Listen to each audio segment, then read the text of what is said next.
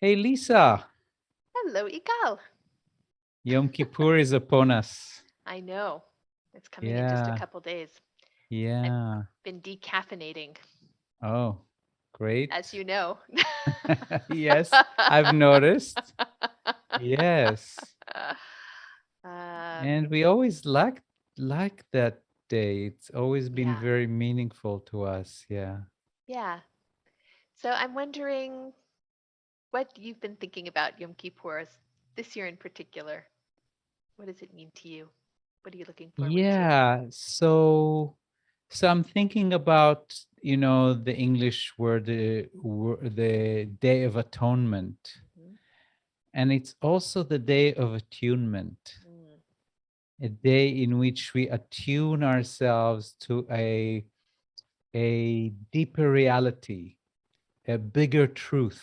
mhm, Um, there's this beautiful this beautiful story of Reb Nachman about a king who comes to his viceroy or right hand man and says, "Listen, there's a big problem in our crops this year. Everybody who's going to eat those crops is going to become crazy." mhm, And that included him and the king and his viceroy, because they didn't want to just eat, they wanted to eat the same with everybody, but they made a mark on their forehead so they will remind to each other that there's a deeper reality. mm, And what I'm thinking about is that we've all in this world right now, we've all eaten that crazy grain. The world is a little bit mishugane. It's so mad. Nature is mad. We are mad, and the result, or whatever, nature is mad. And Yom Kippur is the day in which we discover the mark mm, in our own consciousness. mm, We rediscover again every year that there is a deeper reality that right now we need to work hard and attune ourselves to during that day. And I think we both look forward to that day because there's something very powerful about staying in tune. Everybody wears white mhm, and you don't wear leather shoes, but just rubber shoes to walk softly and humbly before God. There's a kind of a position during that day of a constant bowing down. And in fact, it's the only, except for Rosh Hashanah, it's the only day of the year in which Jews actually bow down, mhm. because that's the attitude. It's a position, it's a posture. And that posture is what makes Yom Kippur very special to me. It's like So, meditation. yeah.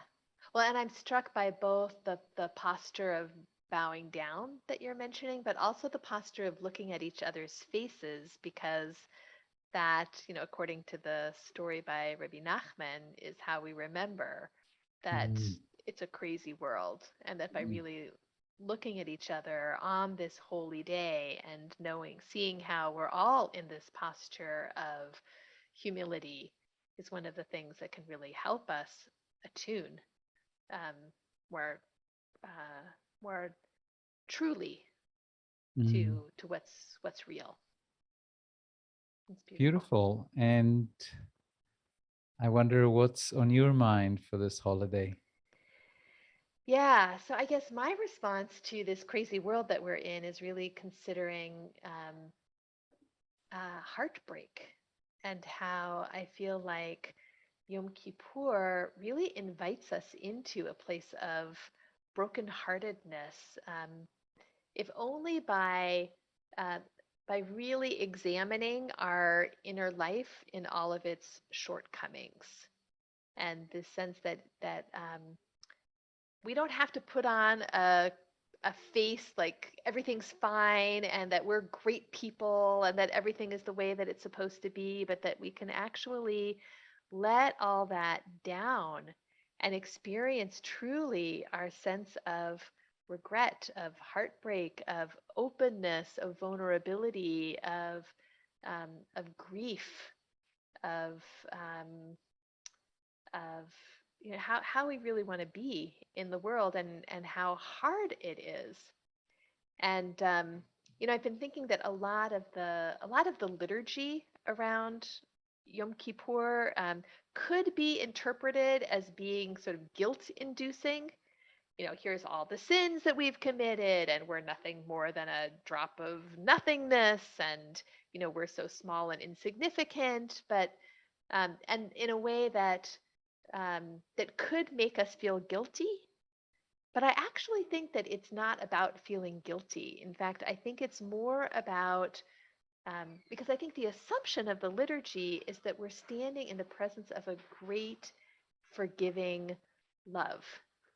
And that when we can do that in that intimacy, um, then there's actually a great joy that can emerge from that brokenheartedness of just seeing who we really are and feeling loved and forgiven nonetheless. And there's something just very sweet and precious and joyful about that. Mm. And may I say that all those things that you mentioned about those quote unquote guilt inducing things, you could say that they're also an awakening of conscience because, Yeah, yeah, we live our life not very consciously. And in Yom Kippur, when we get in touch with that deeper reality, the conscience is awakened.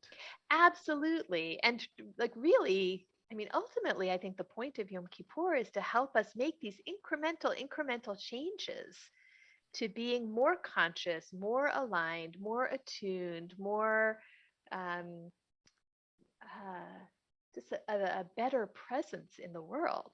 Mm. Yeah. So, as I was contemplating Yom Kippur, I was struck by, the whole thing about how everybody wears white and wears those simple clothes and simple shoes.